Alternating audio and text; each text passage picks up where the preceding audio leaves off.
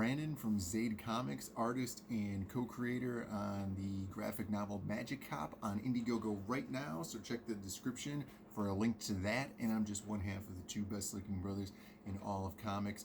And today we're doing another movie poster breakdown. And so we're going to look into how movie posters are made and designed from a graphic designer's perspective. So let's see what we have today. We have here Doctor Sleep, which is the next chapter in the Shining story. So we have a couple posters we're going to be looking at.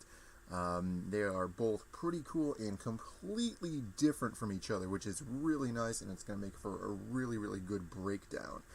So we're going to start with this red poster here. This one is a very, very nice graphical design poster. I think it has a lot of design elements in here that are simple but very classic and they will work for the end of time. And so you could see here, basically you're setting up a scene.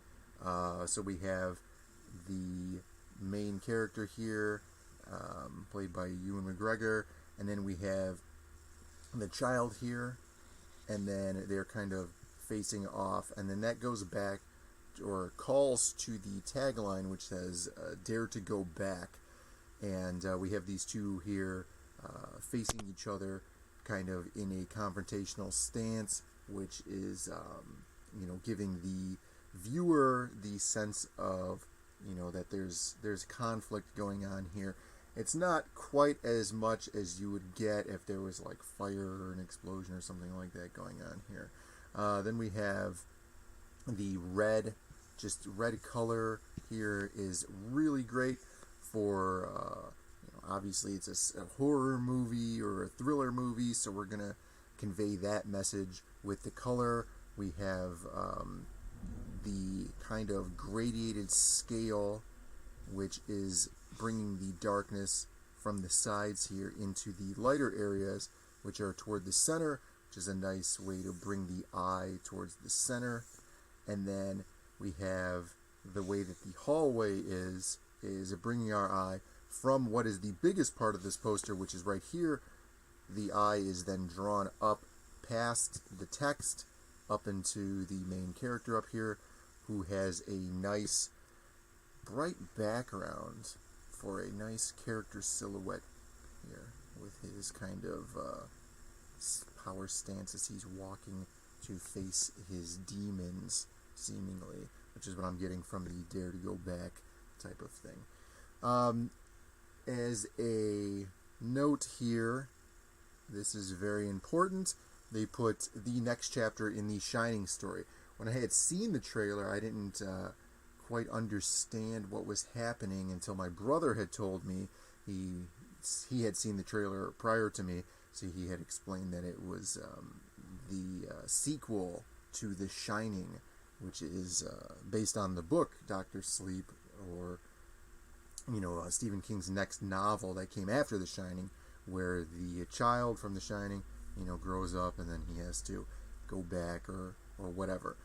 So this part here is very, very important for viewers because it is a nice way to build yourself that trilogy or franchise or something, or at least to let the fans know that they are watching a movie that is not just a remake, which is what we're getting so much now.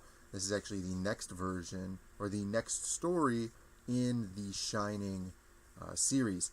And so that's really, really important here. And then, to build your strength and confidence with your audience, just to let everybody know that Stephen King is still the writer on this, and it's still based on his book, so you're not going to end up with some, third-party hashed-out story, maybe that doesn't make any sense or something like that, And so we have, viewer confidence being built here.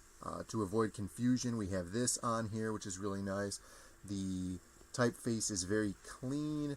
We have a little bit of like some serifs here, which are kind of, sharp and unsettling, but it's bold and white across this kind of dark and then red background, which is a nice way to show off what the movie is called so people don't forget about it.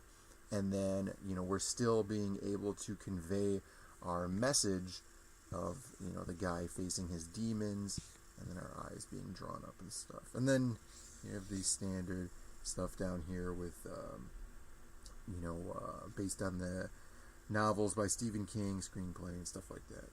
And so this is a really good poster. It's very simple. It's using, I don't know if this is an old piece of footage from the original movie, because that would be really cool. It kind of looks like it is, but with CG and stuff now, it's kind of hard to tell. And then they're doing a good job. They set up the hallway. I think this is a very, very recognizable hallway now, and so people are going to be able to instantly know what they're getting into, even if they don't read this. This kid here is conveying a message. This hallway here is conveying a message. I think this hallway, if you've seen The Shining, it's kind of burned into the viewer's mind, with the elevator and stuff. Maybe they could have put the blood coming out here, but maybe that would have been too much. So yeah, this is a really good poster. It's very simple. It has a lot of classic elements into it, and yeah, they did a good job. All right, so we have a second one here, and this is a completely different style poster, which is really cool because a lot of times, sometimes you get different style posters from different things, but I think this is so different from the first one that it's worth talking about here. And this one seems to be an early poster before they had released the release date for the movie theaters. So classically, you have your release date thing down here. You have your based on the novels and all that stuff, and then you have your important subline here. You have your Stephen King's, and then Dr. Sleep. So they're using the same font here, which is awesome. I always enjoy that, for brand awareness, or to keep that so you're able to recognize that easily. You have a very large tagline put on here, and it's being read down like this, kind of to nail home the point on these words, so you're not just going, oh, dare to go back. Now it's dare to go back, which is a really cool way of putting emphasis on what you're trying to sell here. They could have done, and they shouldn't have done this, but they could have done this. They could have put them staggered, which would have created like that weird uneasy feeling, but I think that would have taken away from the simplicity of this poster. So I'm glad that they just went in this straight line. That's pretty nice. Over here, obviously, we have the main protagonist, and we have him in the classic Jack Nicholson axing his way through the door. This is very reminiscent of the first poster for The Shining. Actually, I believe there were two posters, and then so on one poster we had the movie shot of Jack Nicholson axing his way through the door to antagonize his wife, and then she was screaming on the one side, and we had Jack's face coming through the doorway hole that looked like this jagged doorway. So pretty much, that's what they're setting up here with this jaggedness. We've seen this in some other things, and it doesn't quite translate as cool as the actual like splintered up wood or anything like that, but I think it's getting the point across. And this is another iconic scene from the original Shining, so this is totally a really good callback, and it's going to be get people interested, and then they're going to see Stephen King's and they're going to be like, oh, is this like The Shining? And then it is right here.